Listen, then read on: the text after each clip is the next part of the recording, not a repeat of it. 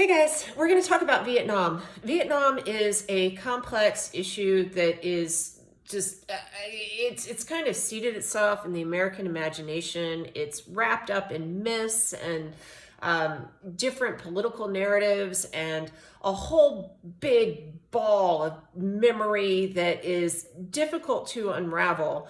And it's impossible for me to do that in a tiny little lecture that is not even a class period long.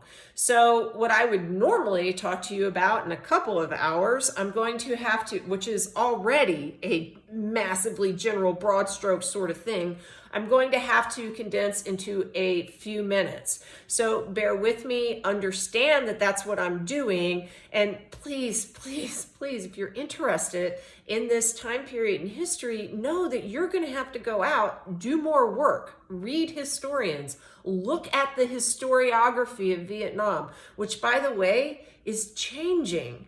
Just like Cold War historiography has different schools, so does the Vietnam historiography, all right?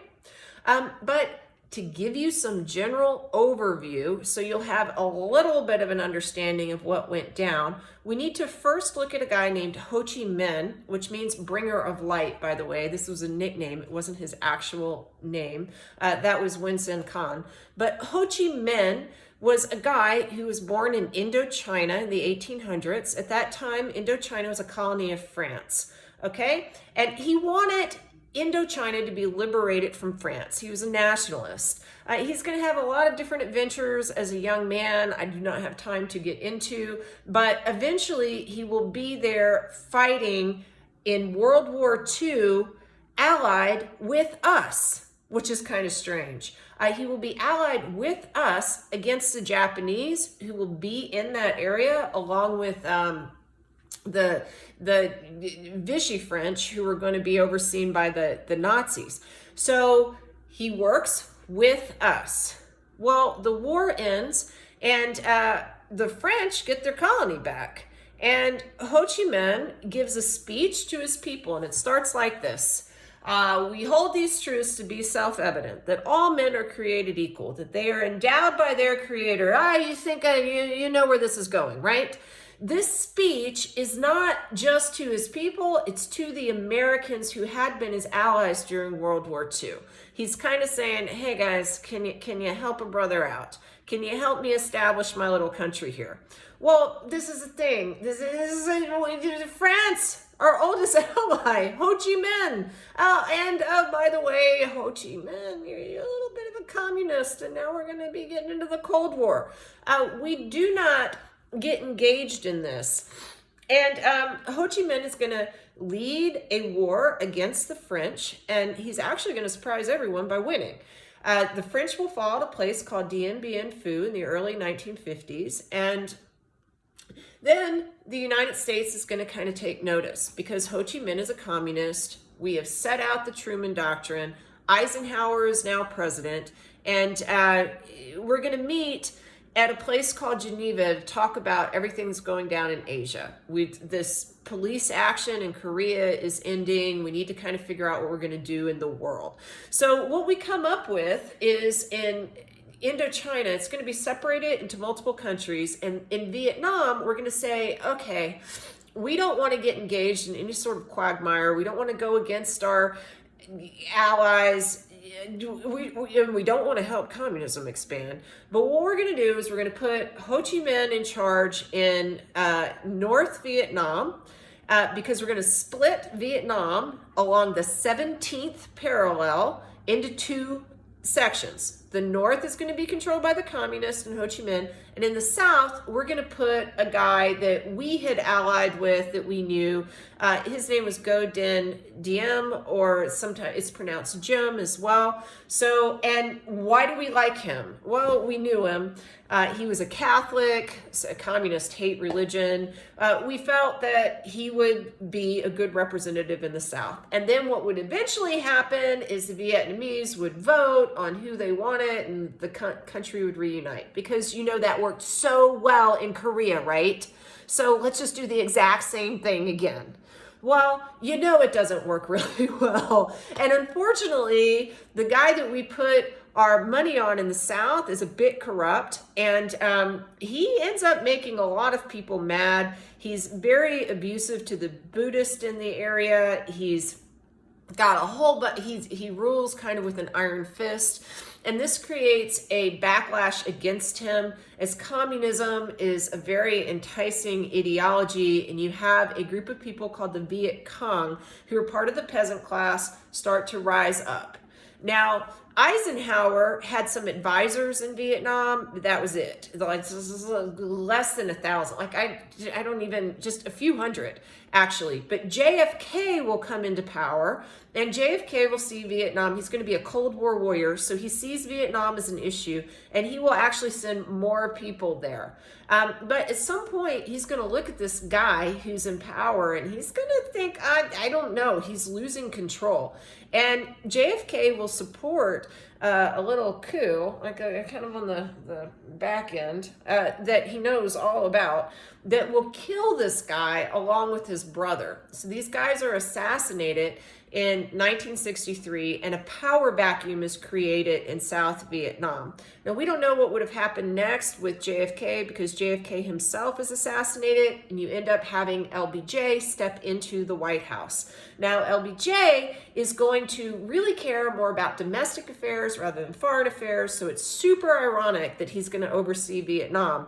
But there will be an escalation of tensions that will be ratcheted up, especially after something called the Gulf of Tonkin affair. LBJ will be running against Barry Goldwater for a second term, or for really his first term as an elected president, in 1964. And to prove that he is really tough on communism, when some ships of ours are fired upon, he pushes for the Gulf of Tonkin resolution, which in all the circumstances surrounding this are a little bit murky. But what does the Gulf of Tonkin resolution do? Well, LBJ says it's just like your grandmother's nightgown, because it covers everything. It's pretty much a blank check for him to act however he wants within this Cold War kind of movement to contain communism. So what goes down is this allows for something to take place called the Americanization of Vietnam. LBJ is going to end up fighting a war. We're going to send thousands upon thousands of young men overseas. Now, to his credit, two of his daughter, he has daughters, he doesn't have sons, but both of his sons-in-law are going to be engaged in Vietnam. So there's that. He doesn't just send other people's boys. But it doesn't matter. The draft ends up being hugely unpopular. People don't trust LBJs. He conducts the war. There are some very weird ways that we determine if a victory is a victory. There's something that is called the Tet Offensive that happens when LBJ says we're about to win, and all of a sudden there are all of these attacks. We by the way, we don't lose the Tet Offense. We don't lose any ground during this major interaction that takes place, but we lose public opinion at home even more. So Vietnam is the first war that's super televised, and people see the cost of war, and it's not pretty. Okay, so LBJ will actually get to a point where he does not run for re-election in 1968. 1968 is a time of great turmoil in the United States, and I'll talk about that in another little video, but essentially you've got the Democratic Party gets all kinds of fractured yet again, and Richard Nixon will end up becoming president as a Republican.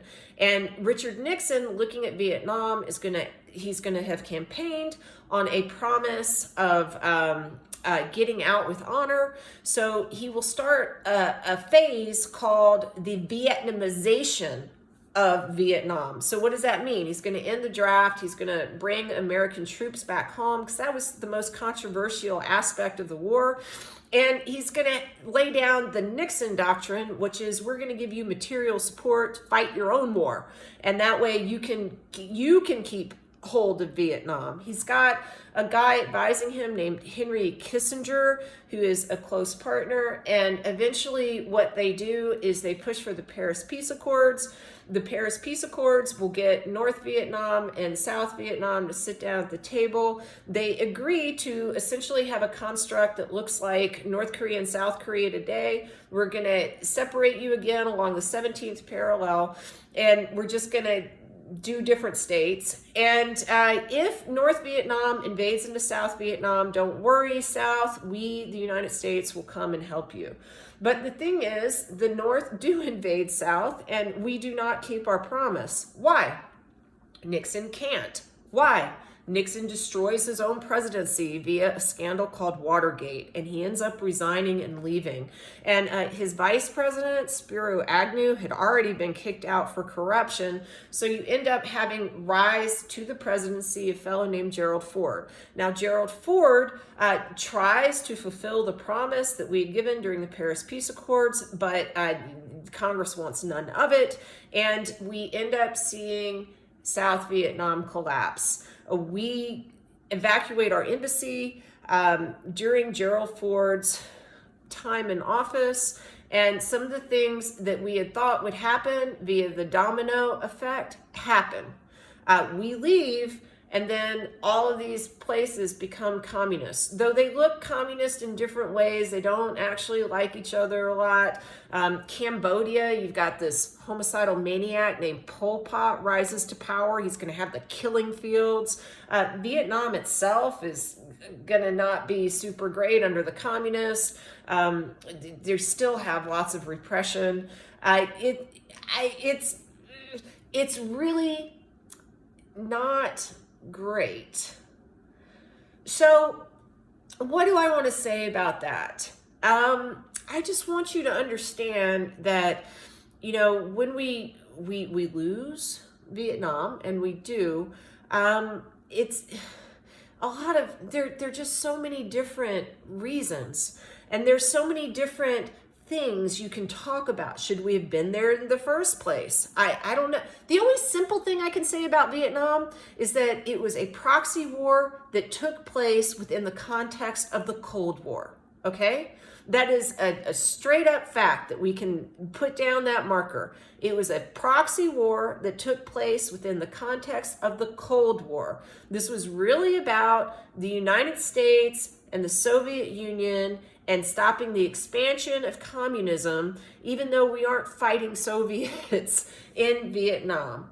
And when our soldiers come home, they are treated abysmally, and we still haven't totally reconciled with the war, with some of the things that came out of the war, things we learned about, like the My Lai massacre, the Pentagon Papers, the